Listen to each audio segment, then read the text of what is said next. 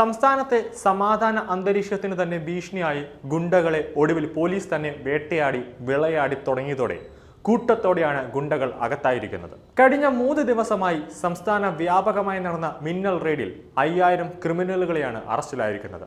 ഗുണ്ട ആക്രമണങ്ങൾ വർദ്ധിച്ചു വരുന്ന സാഹചര്യത്തിൽ സംസ്ഥാന ഇന്റലിജൻസ് വകുപ്പും ലോക്കൽ പോലീസും സംയുക്തമായി നടത്തിയ ഇടപെടലിന്റെ ഭാഗമാണ് ഇത്രയും പേർ അറസ്റ്റിലായിരിക്കുന്നത്.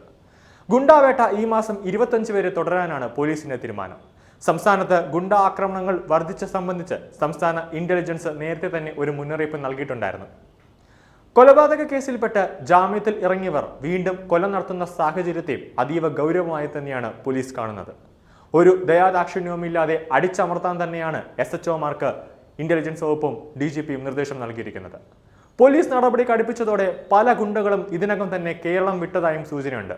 ഇവരെ പിടികൂടാൻ പ്രത്യേക പോലീസ് സ്ക്വാഡും പിന്നാലെ തിരിച്ചിട്ടുണ്ട്. ഓരോ ജില്ലയും സാഹചര്യങ്ങൾ സംസ്ഥാന പോലീസ് മേധാവി ഡോക്ടർ ഷെയ്ഖ് ദർവേസ് സാഹിബിന്റെയും സംസ്ഥാന ഇന്റലിജൻസ് മേധാവി മനോജ് എബ്രാഹിം പ്രത്യേകം വിലയിരുത്തുന്നുണ്ട്. ഗുണ്ടകൾക്കെതിരെയുള്ള നടപടി, ഓപ്പറേഷൻ ആങ്ക്, ലഹരി മാഫിയകൾക്കെതിരെയുള്ള പരിശോധനയും ഡി ഹണ്ട് എന്നിവ യോജിപ്പിച്ചാണ് 3 ദിവസമായി സംസ്ഥാനത്ത് പരിശോധന നടന്നുകൊണ്ടിരിക്കുന്നത്. ADGP MR അജിത് കുമാറിന്റെ മേൽനോട്ടവും പോലീസ് ഓപ്പറേഷനിൽ ഉണ്ട്.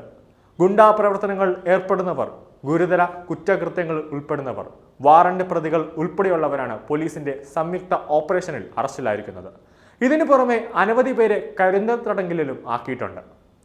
പ്രതികളുടെ വിരലടയാളമടക്കം പോലീസ് ശേഖരിക്കുന്നുണ്ട്. സ്ഥിരമായി കുറ്റകൃത്യങ്ങൾ ഉൾപ്പെടുന്നവരുടെ വിവരപാത സൃഷ്ടിക്കാനാണ് വിരലടയാളം പോലീസ് ശേഖരിക്കുന്നത്. ജയിലുകളെല്ലാം ഇപ്പോൾ ഹൗസ്ഫുൾ ബോർഡുകൾ തൂക്കിക്കഴിഞ്ഞു.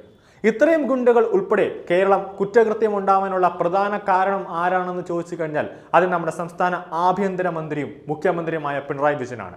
ജനങ്ങളുടെ സുരക്ഷ നേരാവണ്ണം നോക്കിയിരുന്നെങ്കിൽ ഈ അവസ്ഥ സംസ്ഥാനത്തുണ്ടാവില്ലായിരുന്നു.